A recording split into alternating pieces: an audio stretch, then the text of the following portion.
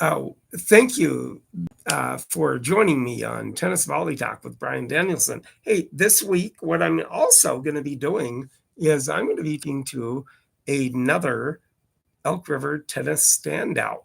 Now, his name is Chad Fellows. He played for Elk River back from 93 to 95, and he was then playing tennis for Elk River and was number one in the Elk River tennis in singles and doubles.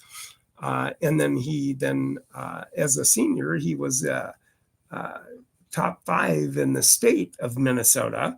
And he went on to play singles and doubles for Winona State University and also helped Winona Cotter High School when they were playing, and then he won the championships, Class A championships back then when he was helping them play their tennis. But Chad, welcome to Tennis Volley Talk with today.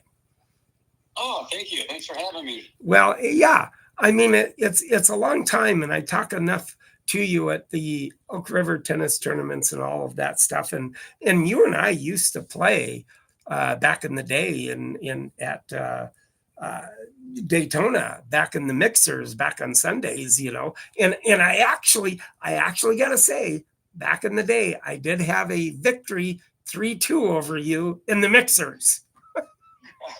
I love it. I'm glad you remember it. Those were, the mixers back in Daytona. Those were a good time. Oh, they were, and it was just it's just amazing to actually, and I remember because I remember I went for a shot and I went rolling over the court, but I still ended up being 3-2 ahead of you that particular session before Randy came and got the scores on us there too. So I must have hit it to your forehand too many times that match. I think you did. It was so wonderful. It was so amazing in itself to be able to, and plus me being able to play with all the mix of different people, and now with Randy getting and having the Rogers Tennis Club just made it exponentially better, and that club is such a nice club to play at too. Oh, it's just beautiful. Yeah, I subbed in for Randy the other day, Randy Ronnie, when he had a banquet. And so I did the mixers like I was him, and nobody can take his spot. But it was amazing. I mean, with all those courts and the competition they have now. Oh, my gosh. Cow, it's amazing. It's so fun to watch. Oh, it is. It is just amazing to watch. And then the last 2 weeks, I ended up interviewing over the phone Ava and Maya Nelson. And those were great interviews. It was so fun to talk to those two girls and hearing their tennis history of how they grew up and everything like that too. It was so wonderful. Oh yeah, those are great kids and a great family. Oh my gosh, they're amazing. Oh, they are, and I just love watching those two play tennis. It is such a joy to see those two play tennis. It's just amazing, to be able to see that. Yeah, so good. So fun. And Ava won the Elk River tournament, the men's open. Yeah, I know. Ava it was just unbelievable to see that. And I told both of them later on. I mean, I don't know if I told you, but I fell down, broke my elbow, bone, all that sort of stuff. But I'll be coming back. But I told him, I said, take it easy on me if I hit with you. Don't run me around too much. And they said, they gotta take it easy on me too. Exactly. I know. and they said, we'll try. They're liars. Don't believe them. I know. But with that, I mean, are you an original? Or did you grow up in Elk River? Did you come from another state, or grew up with your parents? When they moved, did they move to Minnesota, or where are they from? I was born and raised I started off officially in Ramsey, and then we moved to Elk River, so I was always in the Elk River School District growing up. Okay. Okay. And that just kind of like progressively. Now, did you get it? Did you kind of, were you a sports kind of person, or what kind of got you into tennis in the first place? Yes. So when I grew up, you know how it is. It's very different than kids nowadays. We used to play everything in the backyard. Yes, yes. We would play in the road. We would play everywhere and everything. You know, with the ball, we'd play football. We'd play basketball. You know, the only thing I couldn't afford hockey, so I never learned to really skate very well, Okay. which is just fine. So I played basketball and tennis were kind of my big ones. But I grew up on tennis because my mom played. Oh, okay, okay. So that's how I learned. So I've had a racket in my hand since I was, you know, probably like 3 years old. Oh, really? Oh my gosh. And I have 2 siblings, and we all played together all the time. Okay. They didn't take it up as much as I did. Okay. But I just fell in love with it, and I still liked other sports, but I just, if I had a choice, I always played tennis. So if it was between basketball and tennis, I wanted to be on the tennis court. Well, so there you go. Yeah. Basketball kind of fizzled because of that, but that's okay. Well, that's okay. That's perfectly good that we got into tennis when we did. So exactly. Yep. Exactly. So you're probably a lot younger age than a lot of other people that got into tennis. I mean, I caught the tennis bug probably about 13, 14, a little later in life though myself. But with that, it was still kind of a wonderful thing that what I did, because I got into it whenever I was in junior high school is when I got into it. And then, and then when I kind of grew up on the single court in junior high school with a couple of my friends, and it was kind of a little suggestion of my parents. It was why don't you just get outside? You're inside so much. Why don't you get outside and find something? Well, I found tennis, and it was like, okay. Later on, like 2 years later, it's why aren't you home very much anymore? Yeah. I gotta go play tennis. Yeah. I gotta go tennis. Yep. It's a great addiction.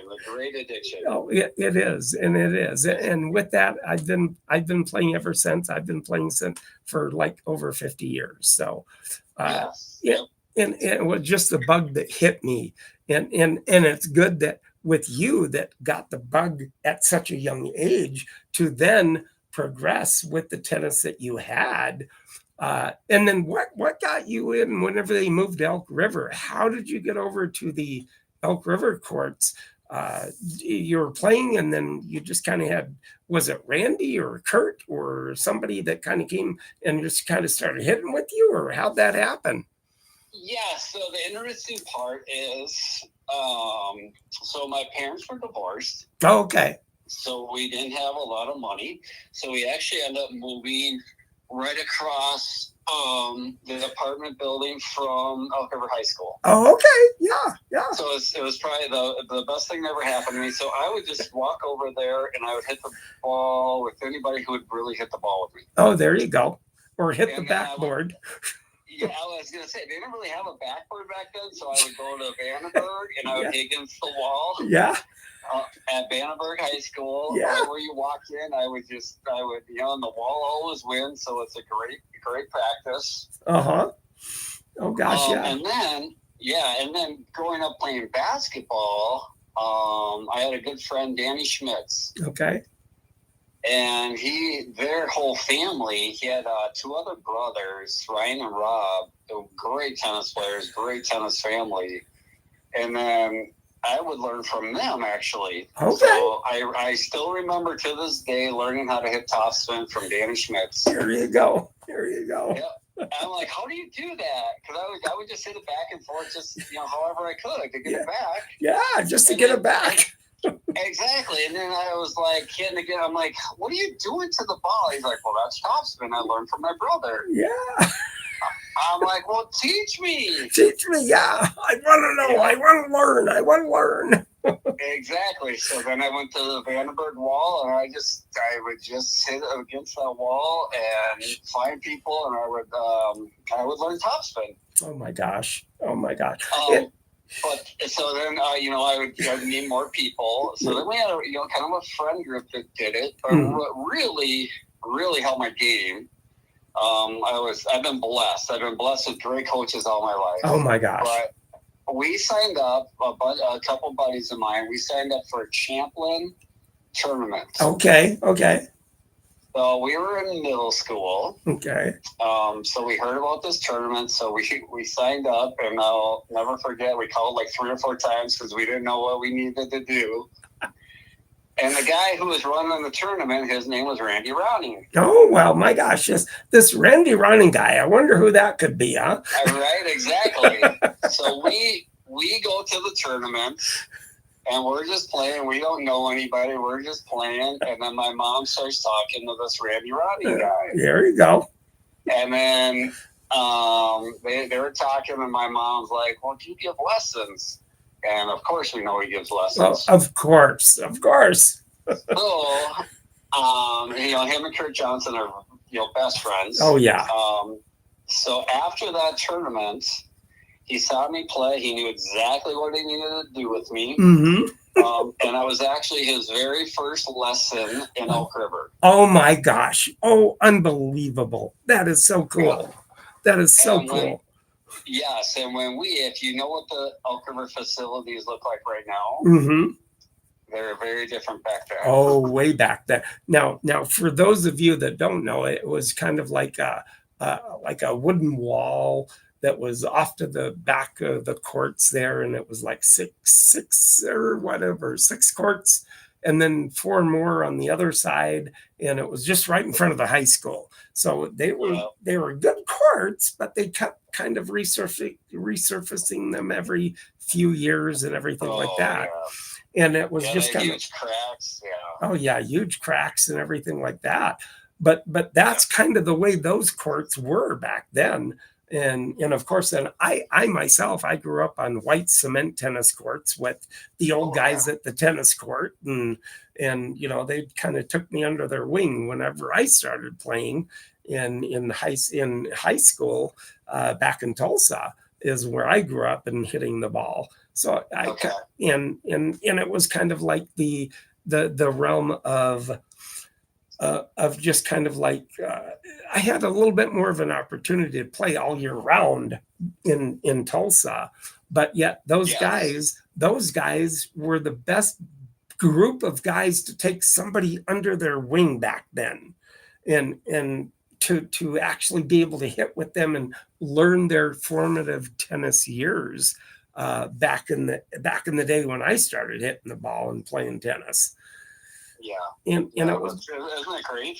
Oh, it is so wonderful to actually being a young guy back in that day and learning from and having those kind of friends, and for years later they were my friends that I played tennis with back in Tulsa, and it was just a wonderful experience having those kind of guys to take you a young guy under their wing and hit with them, and just for the love of tennis to be able to hit with somebody as young as we were and take us under their wing. Yes. And it just amazing in itself in that respect. But with that, then later on, then Randy went on and he got the Rogers Tennis Club, and then that just kind of then went into then the whole brand new courts and the new facility that they have at the Elk River now too. So just amazing in itself too. Yes. Oh man, it's incredible what they've done.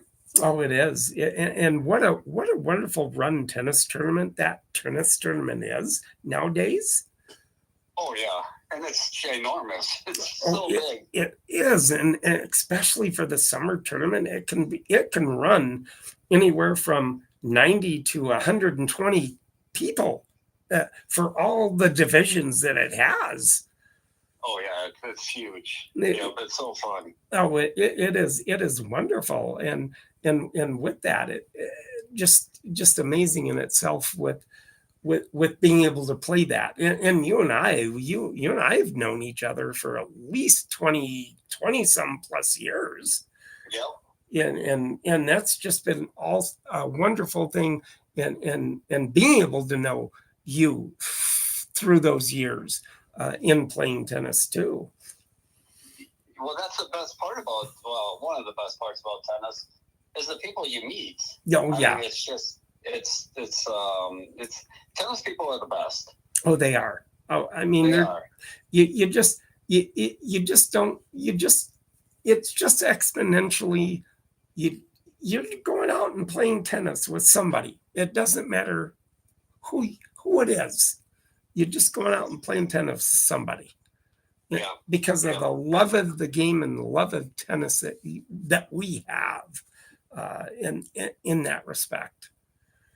Yeah, it's just great. Yeah, and myself, like I said, I've been playing tennis for over 50 years myself, and it's just the fact that I've kind of like, if I come across people, and you probably have come across that too, you see people that are hitting the ball, you want to help them, but you got to find a way to try to get in and say, hey, I'll show you something how to hit the ball.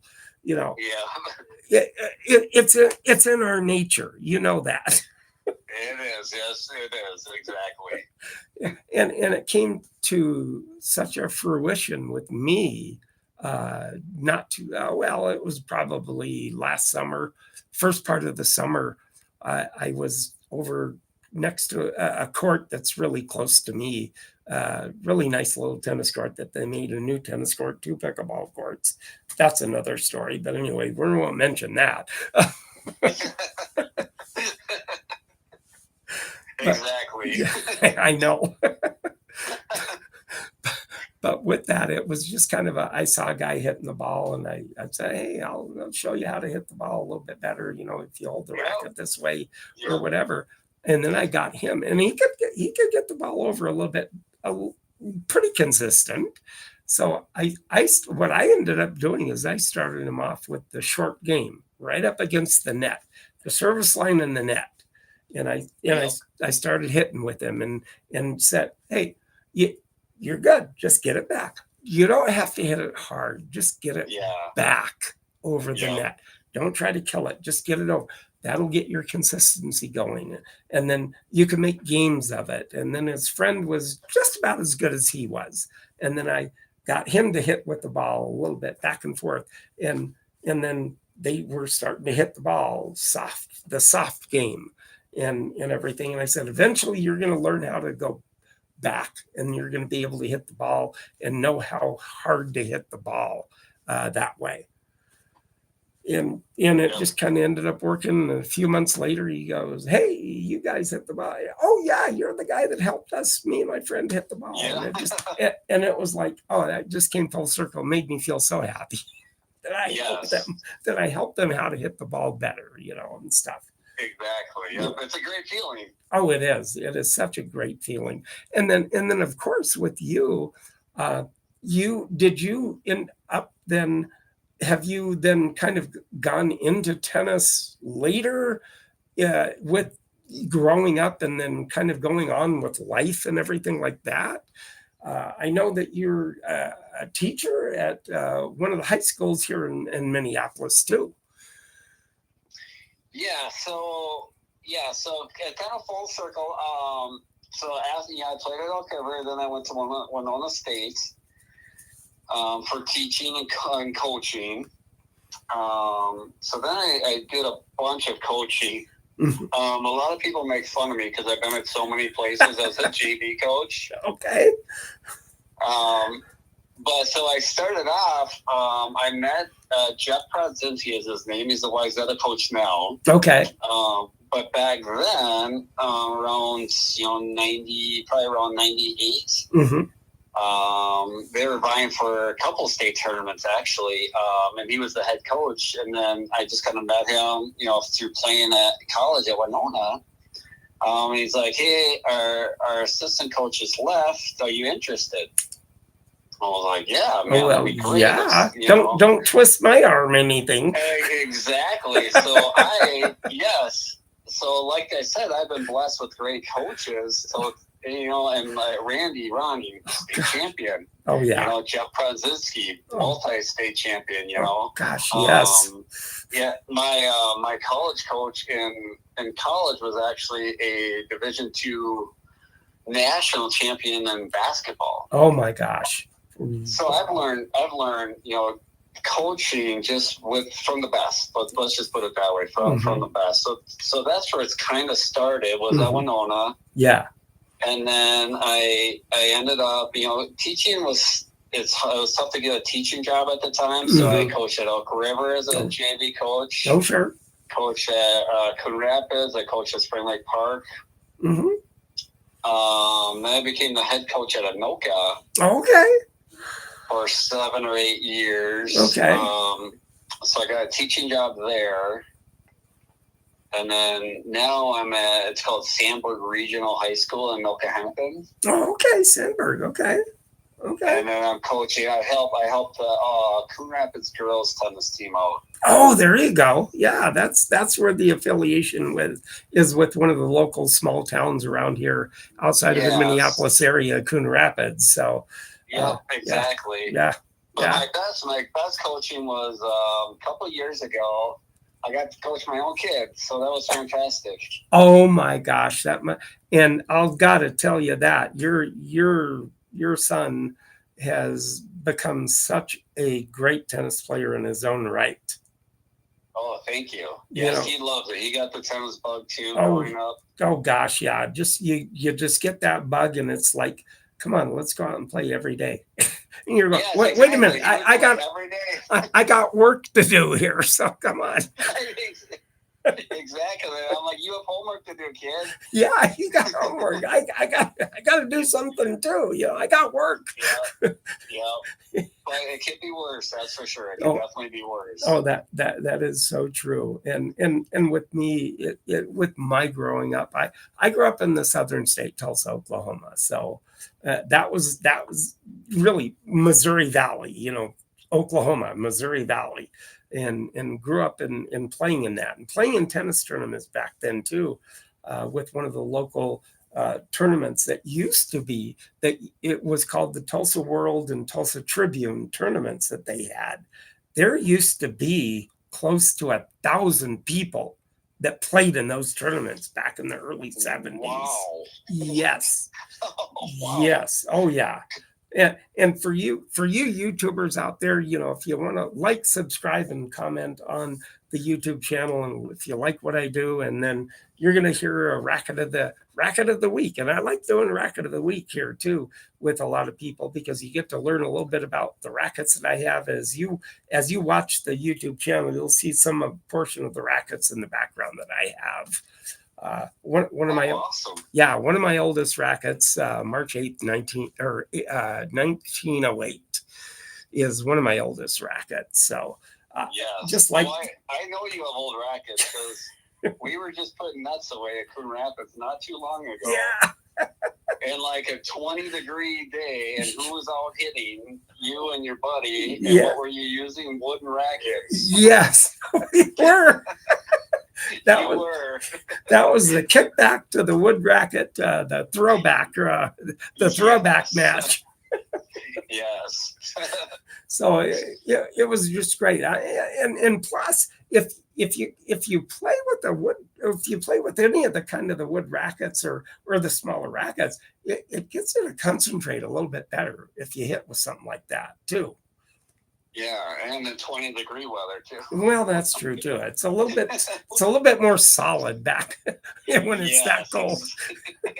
Exactly. But it was still fun. Bundled up, I didn't feel it. I was warmed up, so it was okay. Yeah. Tennis is still fun. Oh, it is. It is such a wonderful sport too.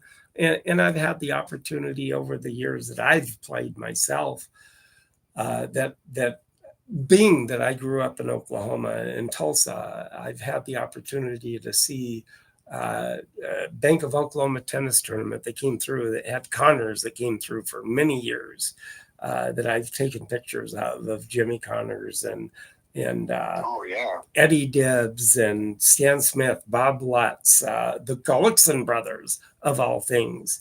I've taken pictures of Vitas Gerulaitis, Ili Nastasi, even Dean Paul Martin's son back in the day. I took pictures of, and then wow, yeah, and Vince Van Patten, the child actor, that is now the face of World Poker. Back, okay, yeah. Now I did. That's great. Yeah, I did a phone interview with him not too long ago because he knew me because I kind of embedded myself with helping an exhibition that he was playing with Nastasi and Gerulaitis back in the day. So kind of embedded myself in there, and he met me and he knew me, and I found the number and called him and left him messages and let him know how he knew me, why I'm calling, and he got back to me, and I was able to do the interview with Vince Van Patten. Oh, that's great. Yeah, and it's just so fun to be able to do these kind of interviews and letting the tennis people out there know, like, subscribe, and comment on the YouTube channel. Plus, then with the racket of the day or the racket of the week that I do, and letting people know about the manufacturer or the racket itself and how old it is. It just makes it so much more enjoyable to have people know the history more so, along with talking tennis also. But what about that? What about Sinner and Alcaraz? That Sinner is, I mean, I think those two are going to be around for another, like Djokovic and Nadal and Federer were. What do you think of those guys? They're unbelievable. Yes, they're so good. It's unbelievable. It's so fun to watch. Oh, it is amazing to be able to watch. Yeah, and then I mean, it's like, who's going to win? And is it going to be Alcaraz this week, or is it going to be Sinner this week? It could be either. Yeah. It could be either one. And then you got the close ones right below that. You got Fritz, and you have Zverev, and you have those guys. But it just seems like right now, from the three that they had for 10 years plus, I think it's going to be tough for there to be another three. I think there's probably going to be another two for another 10 years plus. Yeah. As far as that goes. Those are unbelievable. They're so good. Yes. And you have Sabalenka number 1, and Iga Swiatek, that's number 2, but then you have those few that kind of creep in there and beat Sabalenka on occasion that just kind of know her game too. Yeah. You never know when you're going to step up. No, I know. You never know. Yeah. That's the fun part about it. Yeah, and that is the fun part about it, is just like, who's going to step up and beat Sabalenka, or who's going to beat Alcaraz, who's going to beat Sinner in a tournament. You might as well just kind of, okay, those two are in the tournament. Yeah, they're going to be in the final, more than likely. Right. Yeah. They don't just give it away, though. They got to earn it. Oh, they do. They definitely do. Yeah, and with that, it's just the whole realm of that, because back in the day, and it was so fun for me when I was growing up, having the tennis and seeing, and well, of course, back then the pictures that I took were 35 millimeter camera pictures. Yeah. So it was like, oh my gosh, go figure that. But back in the day, they had World Team Tennis that came through Tulsa, and saw Chris Evert and Francois Dour and let's see, Fru McMillan and Eddie Dibbs, not Eddie Dibbs, but the Flying Dutchman, Tom Ocker, and all those guys that played. And I got a picture of Chris Evert also. And lo and behold, I'm on the court, and I turn around, and guess what? I get a picture of Bobby Riggs. Oh my gosh. Yes. And he's looking right at my camera. So, wow. So I picture of Bobby Riggs. But full circle behind that is that when I went to that World Team Tennis, a friend of mine ended up buying a program. He kept it for over 50 years. And I found out it, and he sent it to me for my collection. And lo and behold, he got autographs, Francois Dour and a few of the others. But lo and behold, the autograph he got, Bobby Riggs, on a World Team Tennis program. So kind of came full circle that it's in my collection, and it not going to go anyplace except the tennis collection. Yeah, you have a great collection. It's amazing what you have. Oh, I know, and it's been fun all the years that I've been able to do that, and plus being able to see John Newcomb, Bjorn Borg, and Rod Laver, and all of those guys back in the day. To be able to see those guys play. And everything, and then plus Connors in the Bank of Oklahoma tournament and everything like that. But still, with that, it's such a good thing to have tennis for a lifetime sport that you just can keep playing no matter what your age is.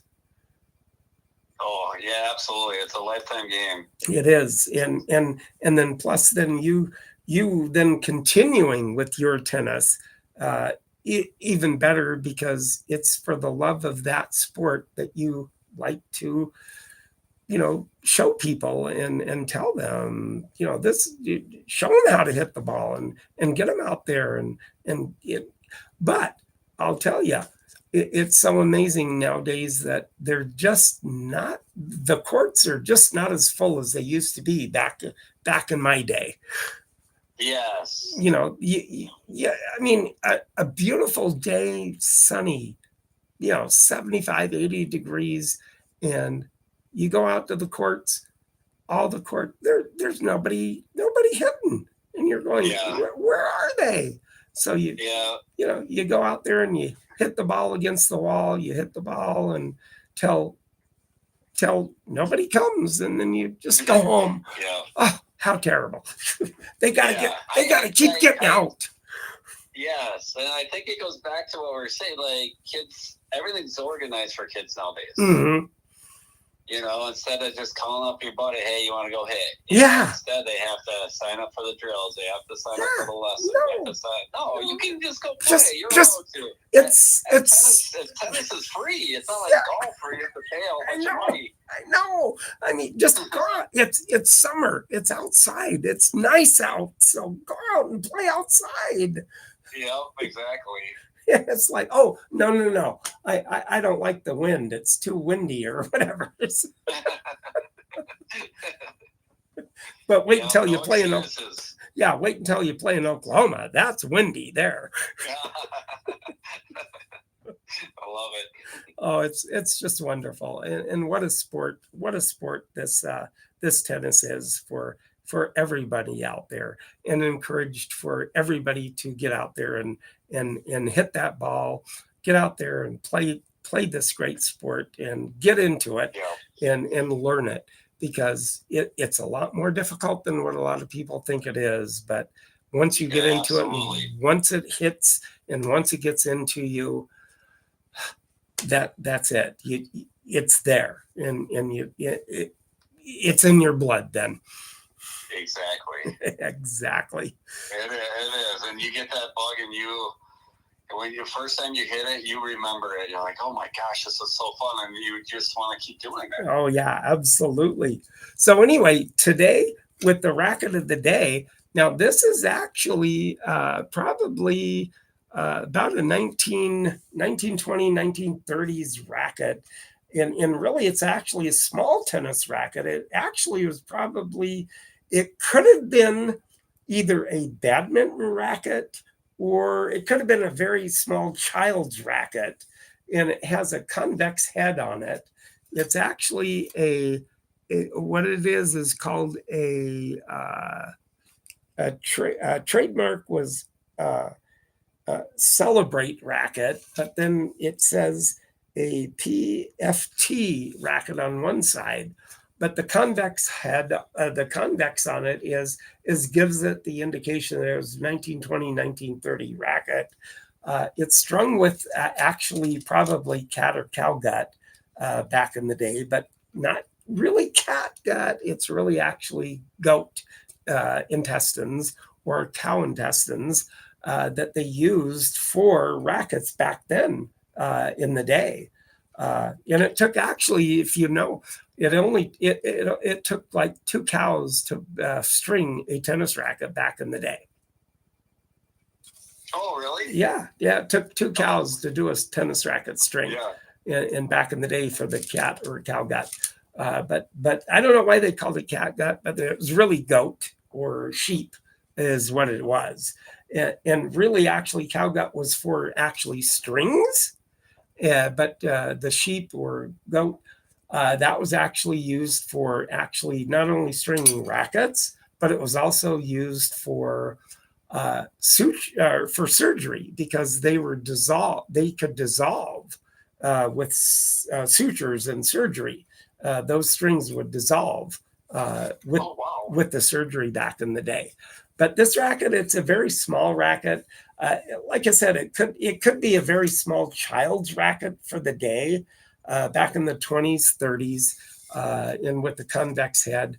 And then back after the 40s or whatever, they started going with the concave and not the convex, which was the racket, the little upwards part of it here too. So, but it's still a very straight racket. It has the brass screw through the throat of the racket. And that's how you can tell it's somewhere about the 1920s, 30s racket of the week here is what it is. So something I kind of like doing and letting people know the history a little bit about rackets too, because if you don't do that, nobody learns anything about the history of rackets too. Oh, yeah, that's amazing. I've never heard of that before. Yeah, that's great information. It is, and along with the sponsors and the rackets used to sponsor tennis players back 1950s, 53, 54 is Spalding, I think, was the first racket company that actually sponsored a professional tennis player to be on their racket. Is when that started, and that's who, and I think it was Pancho Gonzalez is who it was back in the day.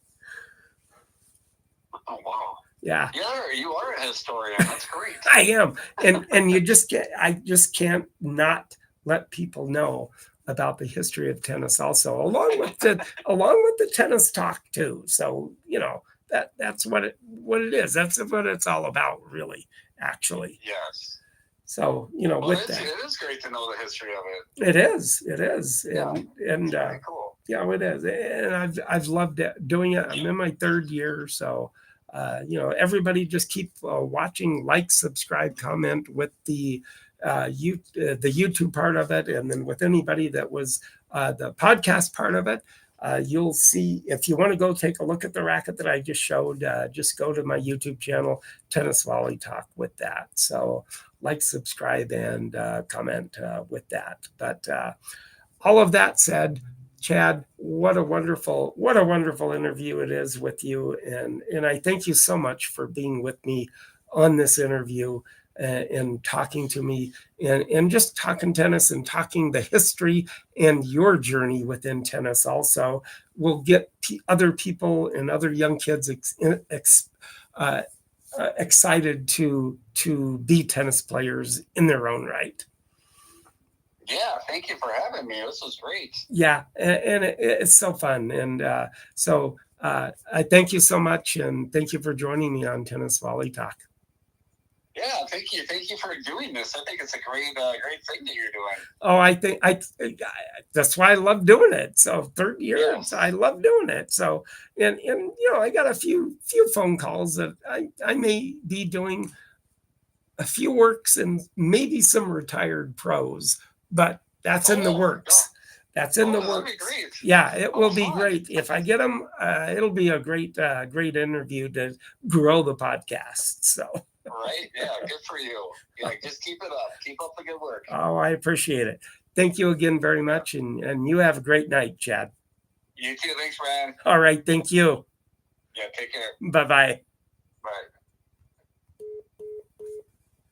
That was it. What a great interview with Chad Fellows, learning his tennis journey and everything. So everybody out there, like, subscribe, comment on the YouTube, and then anybody that wants to take a look on the podcast part of it, the Racket of the Week, just look it up on Tennis Volley Talk on my YouTube channel. Everybody out there, anybody in the southern states, it's still probably pretty warm out there. Keep on playing tennis outside. For us here, it's getting a little cool here in Minnesota. So we're trying to probably head inside a little bit. But everybody, have a nice week, and I will talk to you next week.